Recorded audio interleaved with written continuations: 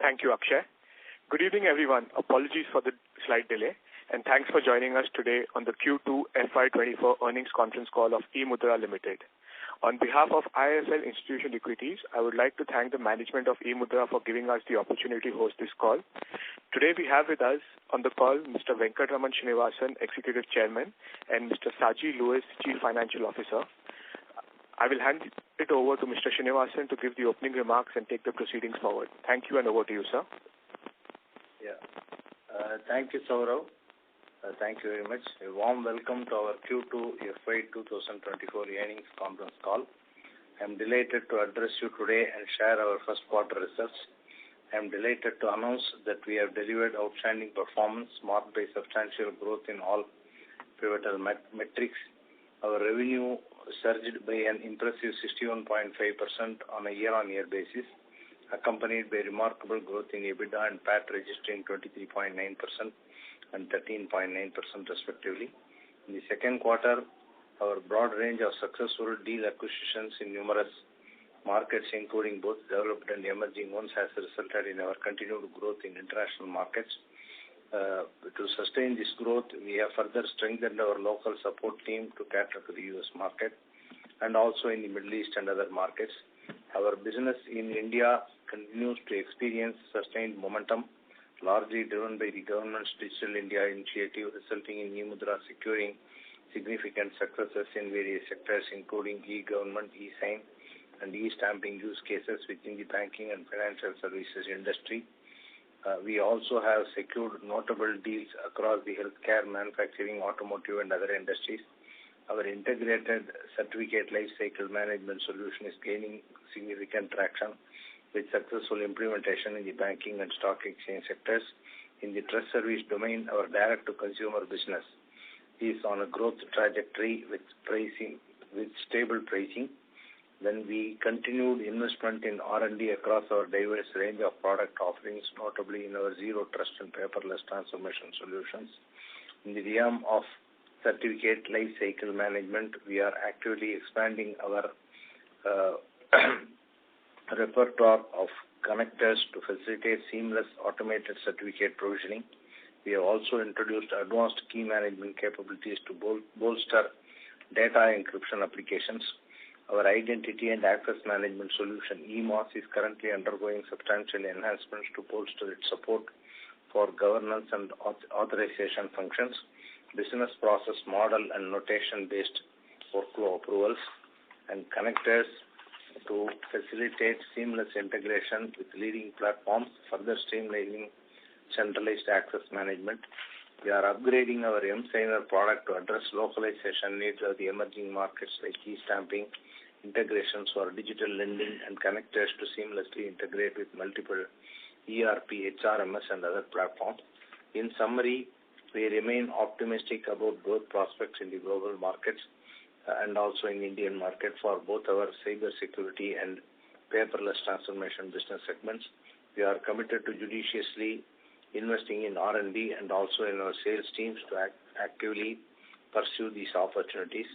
Our key project wins during the quarter: implementation of our MCA suite of product for a large government customer focused on delivery of citizen services, rollout of integrated access management and authentication platform for a large bank in India, continued deal wins in India across BFSI for M-Signer, e-sign, and e-stamping for process automation and paperless transformation in lending, onboarding, and other workflows.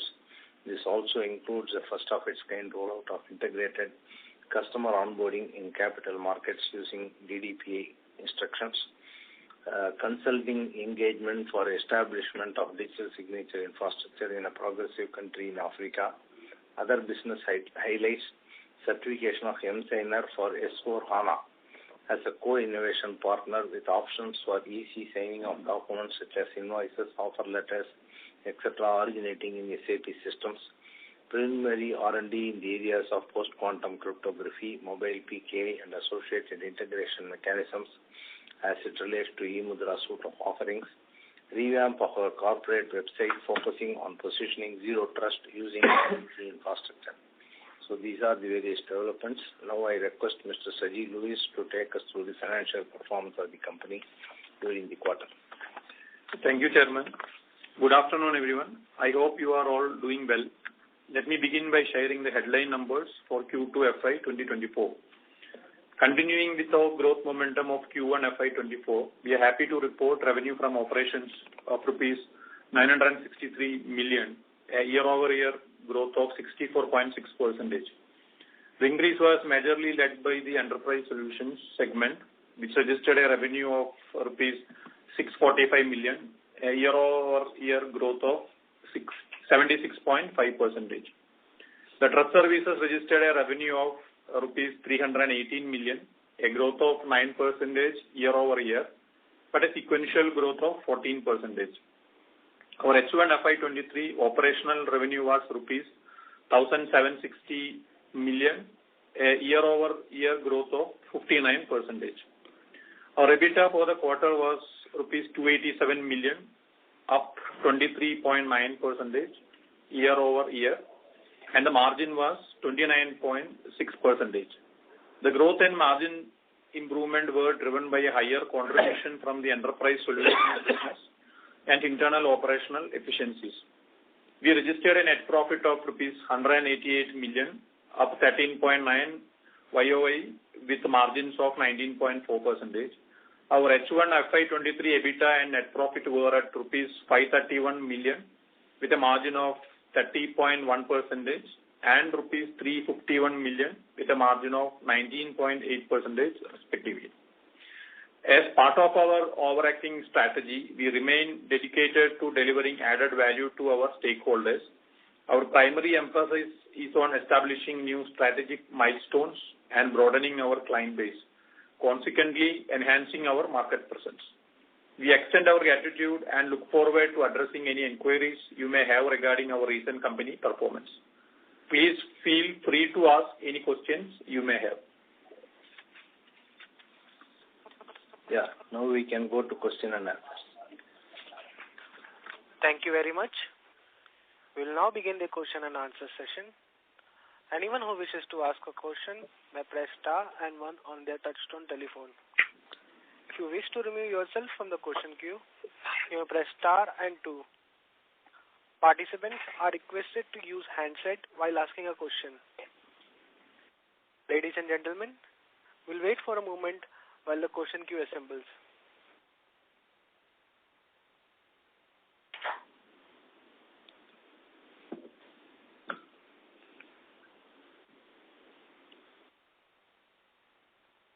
Ladies and gentlemen, you may press star and 1 to ask a question.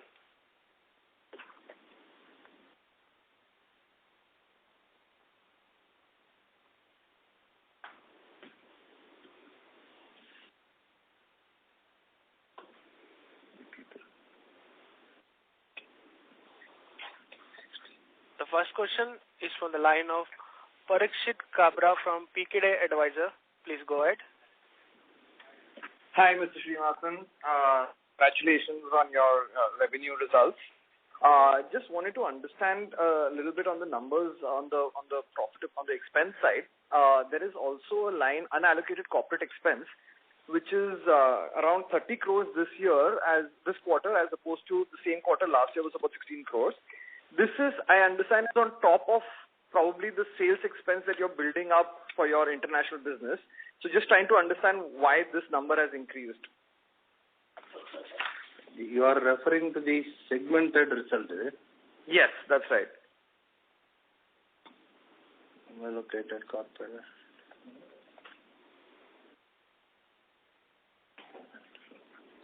So generally, what happens, we have two. Where it has increased? 312. No, last year was 570. No, what you said, compared last year how much and this year how much you said? Sorry, have I got the numbers wrong? I thought it was... Because roughly 571 million is there for the last full year. Here unallocated corporate expense is 312 million. This is for 6 months actually. This is 6 months. Sorry. Quarter is wrong. Correct. Actually, this is for the whole year. The last year for the whole year, this is for 6 months. 6 months, I yeah. know the The heading is wrong. It is not for quarter ended March, it is for the half year. So that way it is almost in proportion only. Got it. Fair enough. So then the enterprise business, the international enterprise business, that has dropped in margin. That has been purely because of the investments you're making in your BD capabilities abroad, or is there any other reason why that margin has dropped? Mainly number of people recruited. For example, if you take the employee cost and benefit expenses, the employee cost almost for the first half year of last year was 29 crore. From there, this year, first half year is 41 crore. Okay. So similarly, if you see the September 22 quarter last year, it was 14.7 crore, now it is 21 crore. So almost 7 crore quarterly increase in employee cost itself, which is predominantly attributed to international. Got it. Because we have recruited number of people in USA, then number of people in Qatar, then Saudi Arabia, then Kenya, everywhere. And these are all started producing results, but over another 1 or 2 years, it will produce better results. Yeah, so I just wanted to understand that, in fact, because we ramped up to this kind of revenue. Now for last 4 quarters, we have been around this kind of revenue. So now with this major investments in the BD team abroad, are we expecting to see results from next quarter, or are we saying that, the ramp-up will take 2-3 more quarters? Is there any guidance you can give along those lines? It will take 2-3 more quarters. It may not be in the next quarter itself. Because in next quarter, if you see this quarter, so last quarter we were around 80 crore, this quarter we were 96 crore. In this 96 crore again, generally this July to September is the season for the Indian digital signature business. Yeah. That way it will be slightly more also. So that may a little bit come down in the next quarter, which can be compensated by the enterprise business and all that. So beyond that, the further growth in the result may happen. It may take 2-3 quarters for the international business. Now only we are holding number of event conferences, meeting lot of people. Then we have created a separate inside sales team for the US. So this will all take time. It may not immediately happen in the next quarter. Okay, so basically, if I understood correctly, so you said that right now it's the peak season for your trust services, India DSE services. So when quarter 2 was the peak season. Quarter 2. Correct. Quarter 2. And so now that that will come down somewhat, that will be compensated by enterprise sales. But beyond that, growth is not expected as of yet. Immediately in the next quarter itself may not happen. May take 1 or 2 more quarters. Yeah. Got it. All right. I'll come back in the queue, sir. Thank you. Okay. Thank you. Thank you. Yes. Ladies and gentlemen, you press star and 1 to ask a question. The next question is from the line of Rajvi Poladia from Soham Asset Manager. Please go ahead. Hello, can you hear me, sir? Yes, ma'am. Yes. Go ahead. Yeah, sir, so I basically wanted to ask you, why is there a decline in your international business? No, it did not decline. If you see last quarter, almost it increased substantially from some 28 crore or something, it went to 43 crore. So that kind of, compared to that increase, it remained almost flat. It is not a decline. So, and that kind of momentum will continue. Okay, no, so can you compare it to quarter on quarter? Last quarter, if increase was only few 5%, 10%, it would have comparatively, it would have further increased. Because it also depends on certain large deals coming, no? Okay. And so, what is the contribution of Icon to the total revenue this quarter? The incremental revenue due to Icon in this quarter is around 10 crores. Okay, sir. Okay. Yeah, thank you. Thank you. Thank you. The next question is from the line of Saurabh Tadani from IIFL Institutional Equity. Please go ahead. Hi, sir. Thanks for the opportunity and congrats on a good set of numbers. My first question is on digital trust services. So this quarter, we've seen a pretty strong sequential growth in the digital trust services. Could you just let us know what this is being driven by? So digital trust service, as I said, if you see mainly this Indian digital signature business, this July, August, September, second quarter is the peak season for them. Because by September end, lot of companies have to file their tax audit report and some of the companies need to file the income tax returns also. And also number of company law returns have to be filed in that period. So because of that, generally the volume in the second quarter comparatively, if you see the volumes of the digital signature, the token-based digital signature business, not the e-sign, token-based digital signature business, out of the yearly volume, almost some 35-40% happens in the second quarter. So that is one driver. Then the second driver is in the end of September, around 24th or 25th, we increased the price also. So both these resulted in the increase in the domestic digital trust services business. Got it. Thank you. My next question is, in terms of the order book, since we last declared it 6 months back, could you give us an idea about how that has trended over the last 6 months? No, last 6 months it has improved considerably. So in line with the previously, from almost 70 crore, it increased to some 120 or 130 crore. In that proportion, it is increasing. The pipeline, what we are negotiating with the customers, everything is also increasing. So that's why based on those things, we gave last time around 350 to 360 crore we can definitely achieve in this year. So which we continue to be bullish, we should be able to achieve it. Got it. Thank you. I'll fall back in the queue. Thank you. The next question is from the line of Rahul from AXA Capital. Please go ahead. Hi, this is Rishi Maheshwari. Thank you so much for taking my question. Sir, you've had a very splendid quarter this quarter. I think it's a confluence of several factors that has come through, one of which is obviously the growth in the international business, and you've positioned yourself over several last few quarters to do marketing activities. At the same point in time, you mentioned in the last few quarters that there is receding competition in the trust services that had challenged the pricing environment. So, having taken note of both these factors in both your industries, is it possible if you can give some qualitative as well as quantitative outline for the next 2 years in terms of how the growth will be for the ERP solution business and the cash cow trust business? Thank you. Trust business, we had earlier told we may be able to achieve a growth of 15% over the last year. Last year, compared to previous year was around 85 crore. Last year also was around 85 crore. So then we said 15% growth is possible. Now, based on this, if you see the first two quarter number itself is almost a little over 50 crore, 51, 52 crore. So based on that, we are still confident that we can achieve this 15% growth over the last years. If we just double it or little lower than double also. So that way, there is no problem on that. Whatever we told earlier, we still stick to it. Then the enterprise solution business, because the pipeline what we are chasing and the order book is continuously increasing.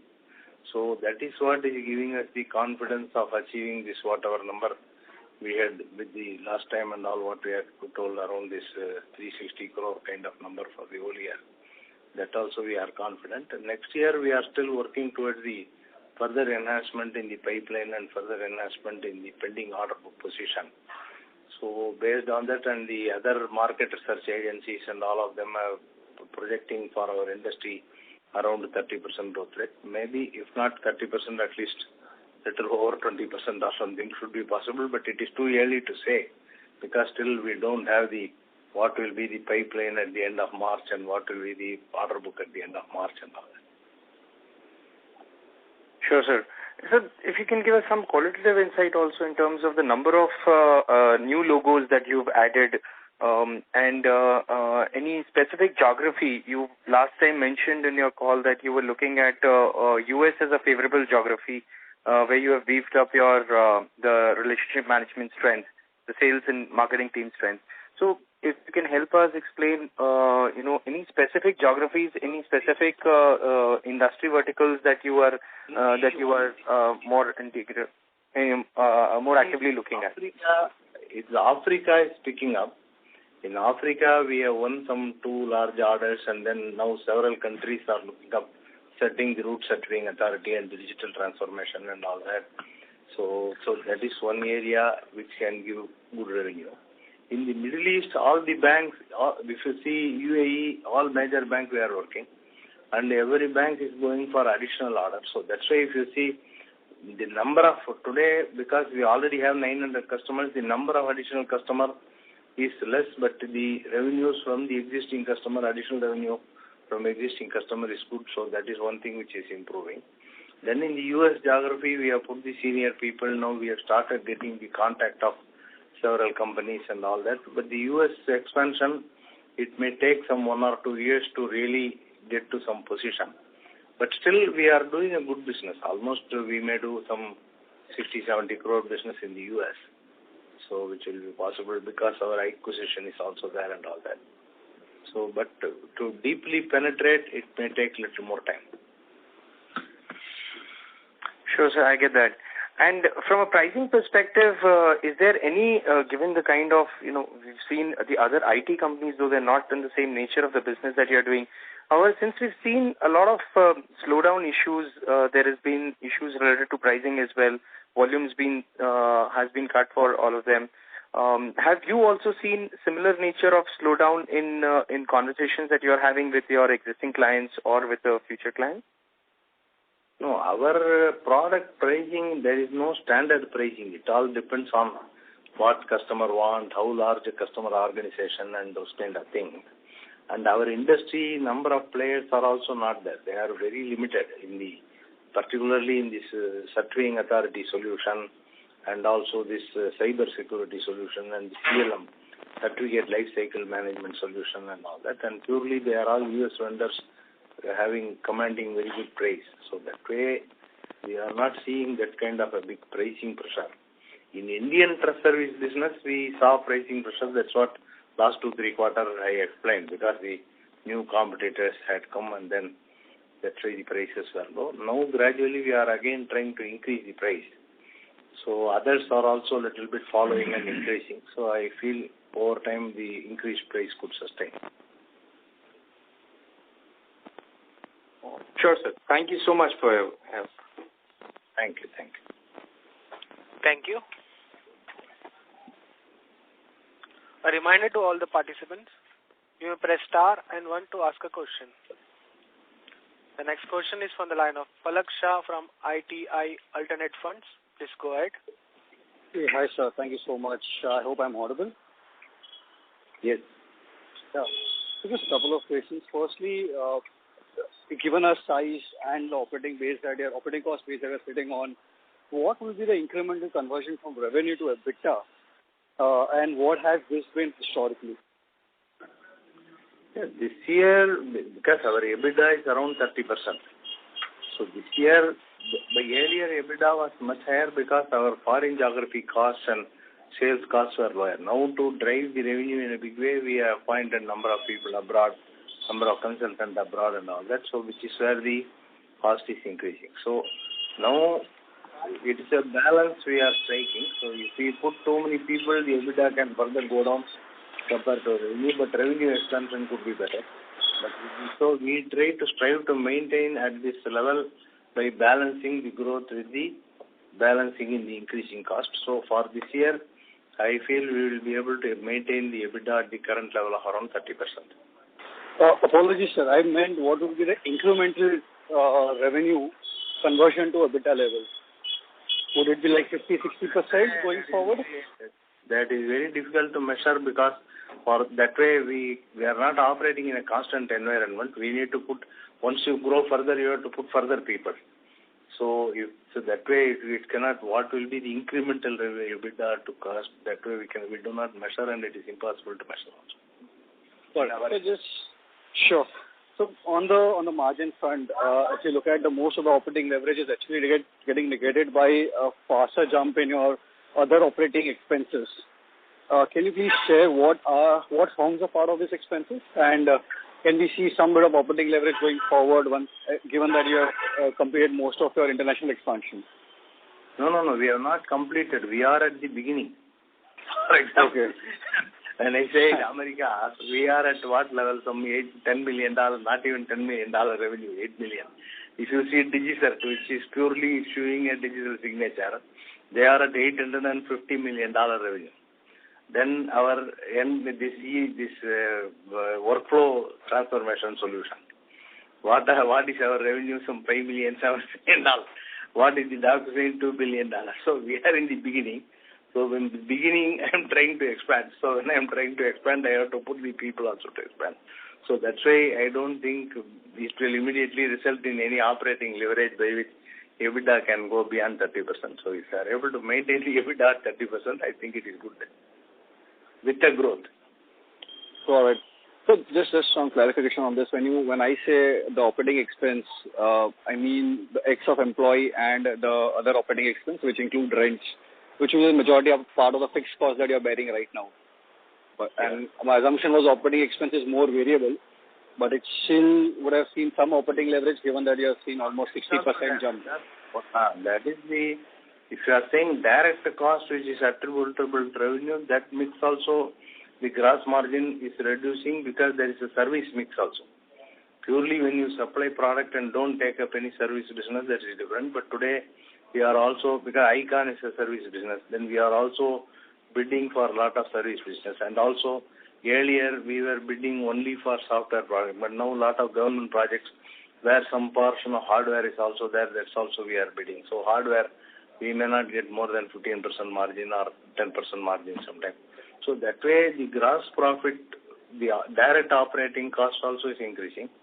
That's why with the growth, the gross margin is becoming lower. Then we have to put a lot of people for the foreign geography expansion. So, but with all this, we are doing in a balanced way so that on an increased revenue, we are still able to get the 30% margin. Correct. So just lastly, one question. Is there a better way to understand our quarterly volatility in the segmental margins? Given couple of segments this quarter saw material contraction on a sequential basis, while the others saw material improvement both on quarterly. It is very difficult because the number of government contracts are turnkey contracts. Sometimes software component is 80%.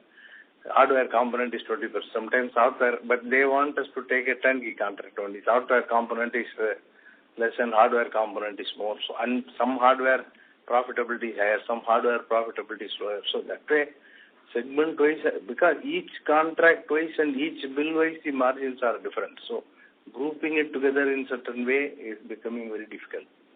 And in trust service, again, suddenly price increase, so margin will be higher. Again, price fall down, margin will be lower. So is trust service has such a volatile pricing environment? Trust service, yes. The price several times, some 4 years back it was 125. From 125 it went all the way to 400. From 400 it fell down to 80 rupees and then again it went to 120. Now again, we have increased the price to 240 to 300. So like that. But so given that you are changing our mix from channel and partner to direct retail, I would have assumed that it will improve. Direct retail, not much has changed, but in the channel, these kind of change happen depending on the competitors in the channel. Sure, sir. So thank you for taking my question. Just one request. If we can maintain the disclosure levels versus the last 4 to 5 quarters, it becomes much easier for us to understand what has transpired in the quarter and the last 12 months at least. It will be really helpful. What is it? The disclosure levels, we have this time around, we have not given the split in terms of the revenue between geographies. Yearly thing we are giving yearly. Some of this we are doing quarterly. Quarterly, whatever we have given, I think. Because something, if you give quarterly, it may not reveal the right trend.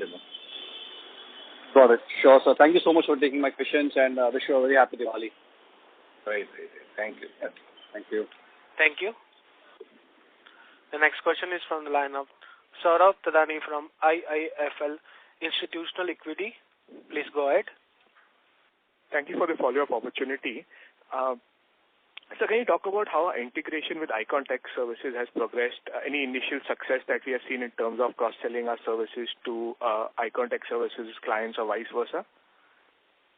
Yeah, some first order is yet to come, but it is in an advanced stage of negotiation.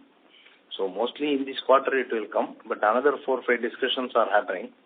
But in this Europe and US geographies, things take a lot of time. So that's why within 1 month, 2 months, no decisions taken. Any software decision takes from 6 months time to take. So that's where we expect something could happen in the next quarter. Got it. And one bookkeeping question. So the Icon Tech Services revenue from a segment perspective have been accounted in the enterprise outside India, right? Yes. Correct. Yes. Got it. That's it from my side. Thank you. Thanks. Thank you.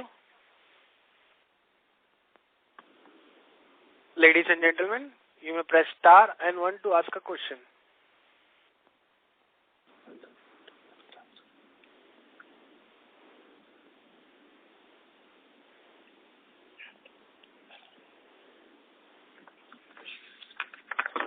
A reminder to all the participants, you may press star and 1 to ask a question.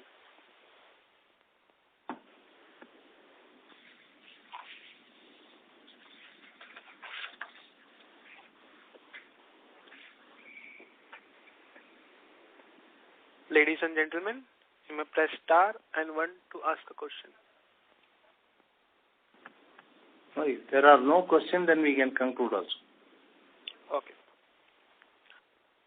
As there are no further questions for the participants, I now hand the conference over to management for closing comments. Thank you. So I would like to thank everybody for joining the call. I hope we have been able to address all your questions. For any further information, kindly get in touch with our investor relation advisors. Thank you once again and have a great day. Thank you.